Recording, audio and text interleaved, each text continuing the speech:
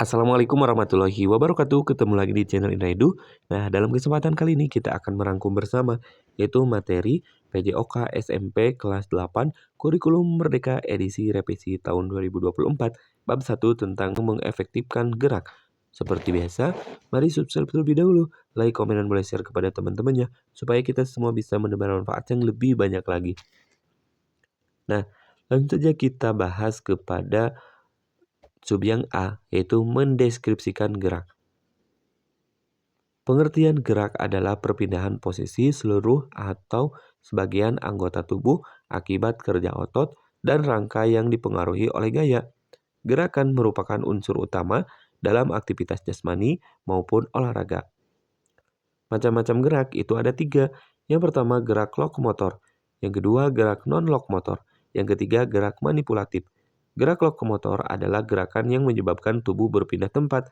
Contohnya, berjalan, berlari, melompat, meloncat, serta merayap. Yang kedua adalah gerak non-lokomotor, yaitu gerakan yang dilakukan tanpa berpindahan tempat. Contoh, membungkuk, memutar badan, mengayun tangan, menekuk lutut, serta meregangkan tubuh. Yang ketiga adalah gerak manipulatif.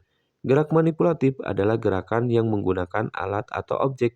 Contohnya, menendang bola, melempar bola, menangkap bola, memukul bola, serta menggiring bola.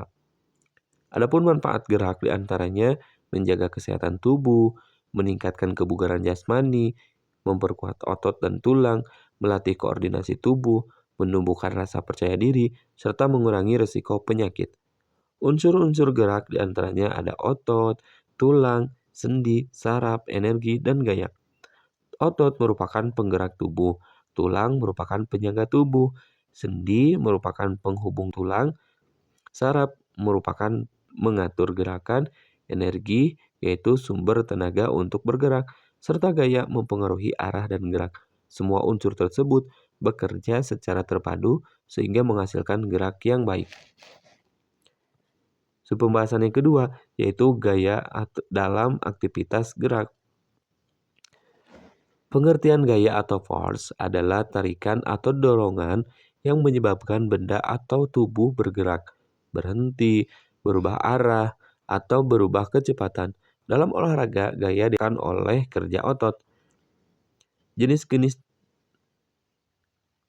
pengaruh gaya terhadap gerak diantaranya gaya dapat menyebabkan benda diam menjadi bergerak, benda bergerak menjadi berhenti, mengubah arah gerak, mengubah kecepatan gerak, serta mengubah bentuk benda. Jenis-jenis gaya dalam aktivitas gerak.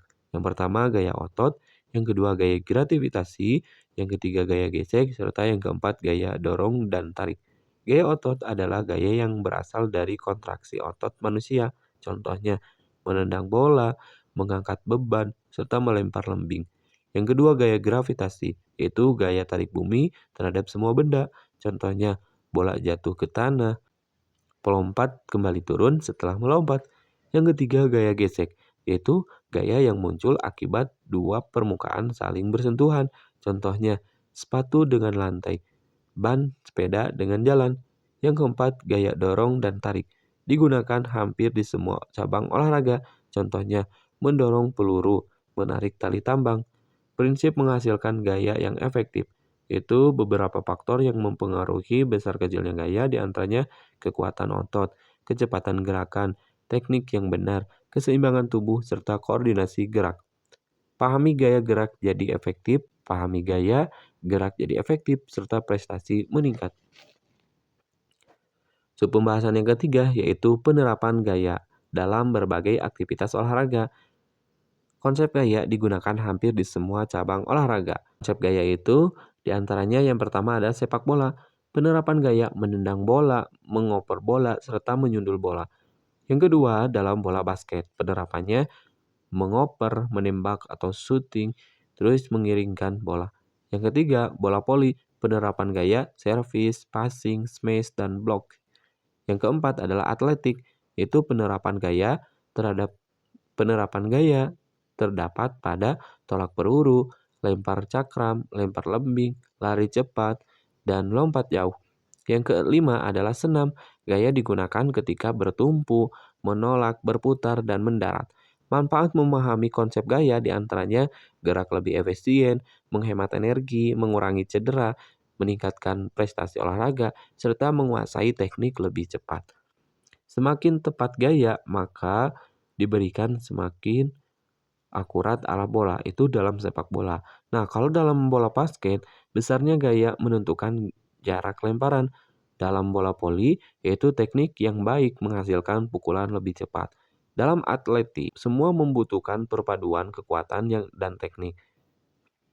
Dalam senam, gerakan harus dikontrol agar aman. Pembahasan yang keempat yaitu menganalisis keterampilan gerak. Pengertian analisis gerak. Analisis gerak adalah proses mengamati, mengevaluasi, dan memperbaiki suatu gerakan agar menjadi lebih efektif dan efisien. Tujuan analisis gerak diantaranya mengetahui kesalahan gerakan, memperbaiki teknik, meningkatkan performa, mengurangi resiko cedera, serta mengembangkan keterampilan olahraga. Langkah-langkah analisis gerak diantaranya yang pertama mengamati gerakan, yang kedua mengidentifikasi kesalahan, yang ketiga memberikan solusi, yang keempat mengevaluasi hasil. Mengamati gerakan artinya perhatikan posisi tubuh, arah gerak, dan koordinasi. Mengidentifikasi kesalahan contohnya posisi kaki salah, ayunan tangan kurang tepat, serta keseimbangan kurang baik. Memberikan solusi yaitu perbaikan dilakukan melalui latihan teknik, pengulangan gerakan, umpan balik dari guru atau teman. Mengevaluasi hasil yaitu bandingkan hasil sebelum dan sesudah latihan. Faktor yang mempengaruhi keterampilan gerak diantaranya kekuatan, kelentukan, daya tahan, kecepatan, koordinasi, kelincahan, keseimbangan, konsentrasi, motivasi, dan frekuensi latihan. Analisis gerak membantu kita memahami gerakan, memperbaiki teknik, dan meningkatkan prestasi secara aman dan efektif. Gerak yang dianalisis dengan baik, maka akan menghasilkan prestasi yang luar biasa. Contoh analisis gerak menendang bola, diantaranya di sini ada kesalahan dan juga ada perbaikan.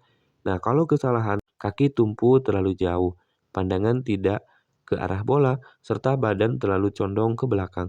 Nah, perbaikannya, letakkan kaki tumpu di samping bola. Yang kedua, pandangan fokus ke bola. Yang ketiga, ayunkan kaki secara maksimal. Yang keempat, jaga keseimbangan tubuh. Teknik yang benar, tendangan lebih kuat, tepat, dan terarah. Nilai-nilai karakter yang dikembangkan melalui pembelajaran ini, siswa diharapkan memiliki karakter disiplin, tanggung jawab, percaya diri, sportivitas, kerjasama, jujur, pantang menyerah, menghargai teman, serta hidup sehat. Analisis gerak membantu kita memahami gerakan, memperbaiki teknik, dan meningkatkan prestasi. Sekian dan terima kasih. Sampai jumpa di video berikutnya. Semoga bermanfaat. Kami akhiri. Assalamualaikum warahmatullahi wabarakatuh.